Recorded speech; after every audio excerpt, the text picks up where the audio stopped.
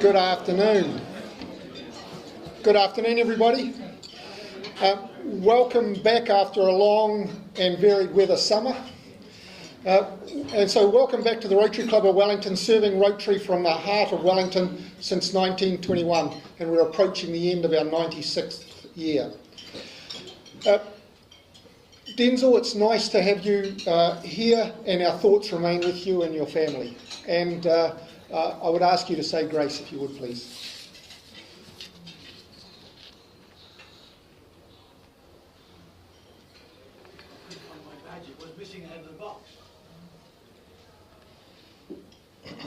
As we begin this new year in Rotary, in the quietness of our hearts, we commend to you our President, our directors, and all those who have responsibilities in making our Rotary Club the club that it is.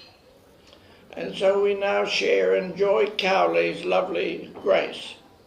Life is for living, love is for giving, friends are for caring, food is for sharing.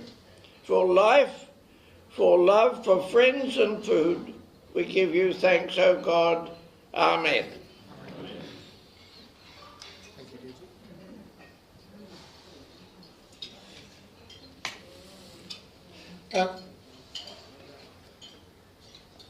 Welcome in to our guest speaker, Kirk Hope, Chief Executive of Business New Zealand, whose topic today is Outlook for Growth and Success in New Zealand 2017.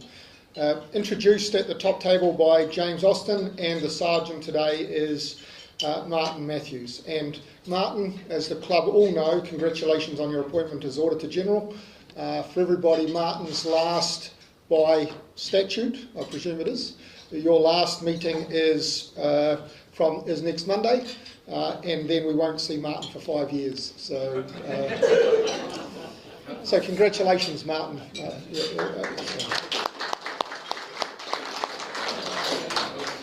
We are inviting Martin to do a 5-minute talk next Monday evening just on his aspirations as Auditor General, so we can review it. Very cool. Congratulations also to John and Mary Luxton on the award of Companion of the Order.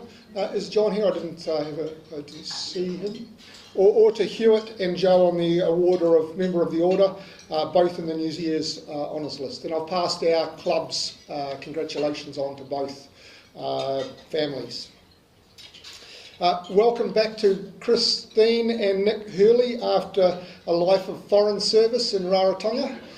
We look forward to hearing about your exploits as well.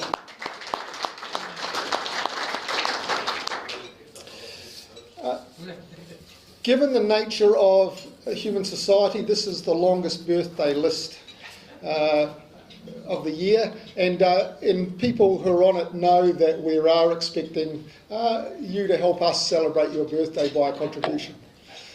Colleen was on the 14th of December, Jen Little on the 15th of December, Janice Wilson on the 20th of December, Ulf was on the 22nd of December, Roger Miller on the 23rd, Stephen Brown on the 25th, Grant Urridge on the 27th, Michaela on the 31st, Heather Berry on the 5th of January, Peter Halstead on the 6th, Ray Matthews on the 12th, Patrick McCardle on the 12th, John Cook on the 20th, Brian McKeown on the 21st, and Wayne Morgan on the 22nd.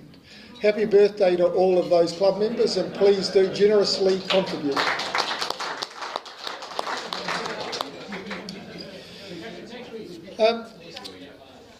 There are no visiting Rotarians that I'm aware of, even with 2 cruise ships parked in the harbour. We have one sort of semi-guest. Could I ask Richard to introduce Julia, his and our guest, please? Julia Kennelly went last year on the history of Rotary, did a great job of trawling the archives. We've got some time available to him and spent the last 6 months travelling in Europe and studying at a Lancaster University. And so she's back for a 6-week burst, and I hope many of you can assist with further work for the centennial history.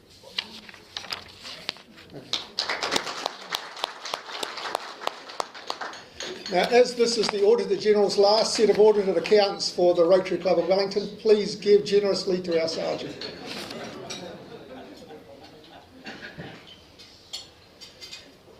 Thanks, Mark. And in light of that comment, actually, I was planning to take a bit of a risk today, which is probably not something I'll do after next week too often.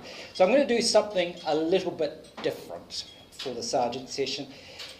Now, my guess is that for everyone here today, there is something that has happened over the last month or so that for each of you is notable, interesting, and possibly even amusing. So just pause for a moment and think about that. What has happened to you that is notable, interesting, and possibly even amusing? Just take 10 seconds to tell the person next to you what that was. Quick.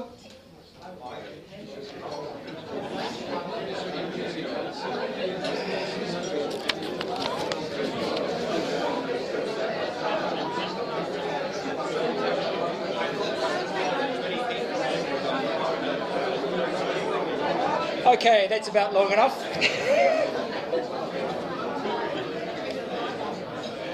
All right. Okay, we're done? That's good. So here we go. Just to illustrate, in my own case, it's actually something that's going to happen this week. I've been involved over the last 6 months since I've been consulting in putting together what will be New Zealand's first fully autonomous vehicle trial, a 15-person shuttle that will operate at Christchurch Airport. This is the official launch of that vehicle later this week. So that's something I've been involved in, but the sort of slightly amusing part of it is that I'm a petrol head, I own 7 cars, and I'm the guy who's been working on the idea that you won't own a car in the future, putting this deal together. Anyway, having done all of that, I now want you to put whatever money or cards you have in the bowls in front of you, so we can dispense with the specific fining of individuals. But before I finish now, I just want to remind you about what the Sergeant session is all about and how it sort of traditionally used to operate. You see, it used to be a way for the club of raising funds by essentially getting members fined for something that might have happened to them that's notable, interesting, or amusing. And what used to happen was that members would dob in other members when they became aware of something that someone else has done that's notable, interesting, or amusing.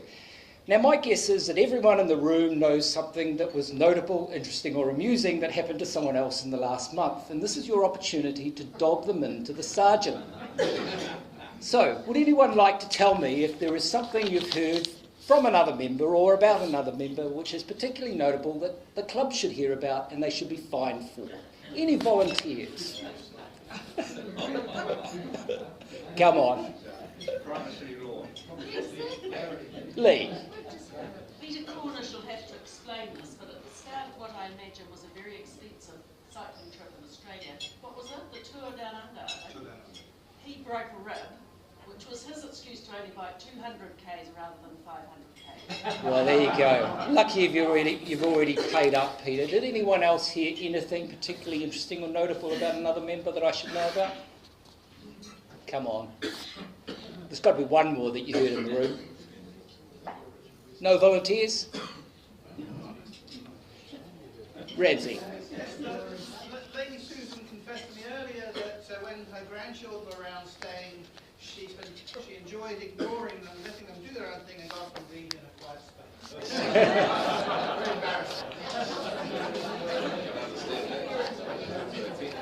Have I got one other taker before I finish? Seems not. So I'm going to encourage you to think about the Sergeant session, and because I think the idea of a little bit of humour and fun at the expense of others in the club is not a bad thing, but you've got to dob in your colleagues and friends around the club to do it. All right, thank you very much. And as Martin's the outgoing Secretary of Transport, Peter Cornish, I reckon 300 kilometres at the going rate on the Ministry of Transport's road user charge of 57 cents. Work that out and then put that in the box. There aren't this time no 2-minute, unless somebody is, there are no 2-minute membership talks or a 5-minute speaker because it's the first meeting of the year, unless somebody was particularly geared up for that. But we do have one induction, and it is with pleasure that we're about to introduce Roger Blakely to the club. Induct, sorry, excuse me. I'll cover that. I'd hate to tell you what's on my mind at this point.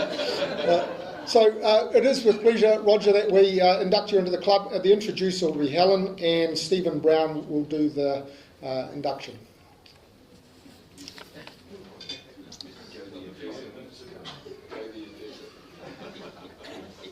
Yeah, that must make me the birth mother. You stand there. I have some notes here, but I was reminded just beforehand about a myth that I spread around Roger. When he first started coming to the club, somewhere it was fixed in my mind that Roger had trained as a Jesuit priest and had chosen not to take up that vocation and became a public servant. But I discovered quite recently that I was wrong. It was just that he was a director of the Samaritans.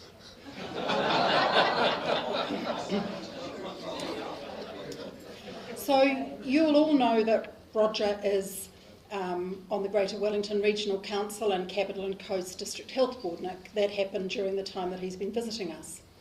His profile says that he's a highly experienced chief executive and independent director with specialist skills in the central and local government sectors. And most of us have followed Roger's career in the newspapers over the years, but I'll just canter through the highlights. Roger's an engineer, doctorate from Canterbury, postgraduate degree from Stanford. He was the general manager of State Coal Mines, which eventually became Solid Energy. He was the chief executive at Environment, responsible for developing the RMA and the Environment 2010 strategy, and that's when I first met Roger. I was a new senior public servant, struggling with the lack of clear articulation in those days about the results that ministers expected from public servants. And Roger came along touting the idea that it wasn't just economic results, we were also responsible for environmental outcomes, and he had a wee diagram that put economic and environmental, and he was brandishing this around the first time I met him, and then eventually we got triple bottom line and the 4 well-beings. But Roger was the person who actually formalised the fact that public servants were looking at economic, environmental, and then along came social. And it was quite a change in those days. Then he was chief executive at the Department of Internal Affairs, big government department, covered local government, gaming, citizenship, community development and ethnic affairs. And during that time he was on the board of the Hillary Commission and the Sports Foundation, which was very apt given that he'd been a Wellington under-20 rugby rep and a New Zealand under-20 cricket rep. His next job was an interesting one because the newspapers and the public knew about it before Roger did.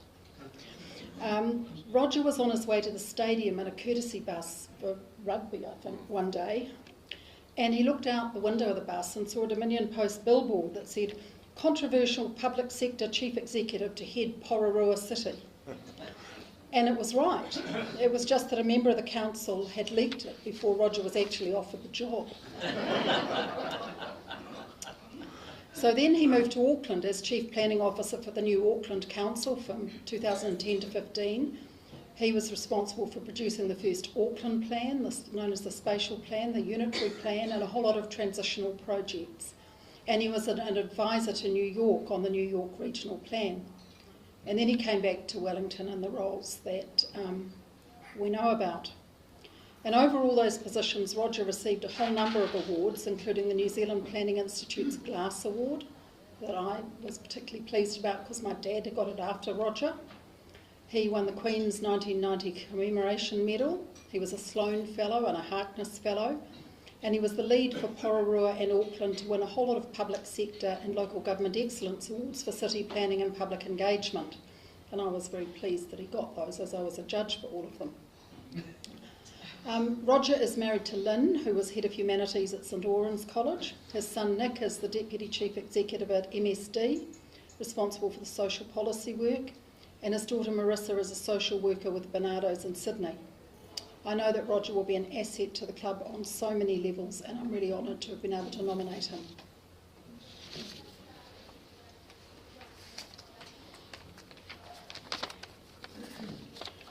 Roger, it's a great pleasure to welcome you into our club after your application was approved by the board, notwithstanding that you're not a Jesuit priest, and then endorsed by the full membership of the club. The Rotary Club of Wellington welcomes you because you've shown yourself to be a worthy representative of your vocation, committed to the ideals of Rotary and clearly willing to do your part in putting those ideals into practice. No more so than your current revamping of the newsletter. Since Paul Harris convened the first meeting in Chicago in 1905, Rotary International has gained a reputation for service that is unmatched throughout the world. Through your induction today, you are now a full part of this international Rotary service team and are joining, I take this on trust, 1,217,996 Rotarians in 35,075 clubs around the world. Our principal motto is service above self, and the objective of our club and other Rotary clubs is to encourage and foster such service. All members are aware that everything we do is guided by the four-way test, which is it the truth? Is it fair to all concerned? Will it build goodwill and better friendships? Will it be beneficial to all concerned? Your proposer will have outlined the expectations we have of your attendance at our luncheons and your involvement in our extensive range of committees and trusts. We will do our best to ensure you enjoy your Rotary journey with our club, and we value your help in maintaining the robust standards our club has achieved. Thanks, Helen. I'm asking Helen just to swap over the name badge first, and then I'll...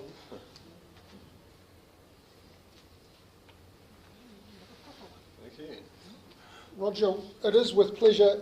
Welcome to the Rotary Club of Wellington. There's some light reading of our history as well as the Rotary certificate. There is also the Rotary pin, which is the membership to 35,000 clubs globally, so it's a great... but really what it is a commitment to service above self, and I look forward to working, and I know we all do, look forward to working with you and putting that first. Thank you, mate. Thank you. Welcome. Members.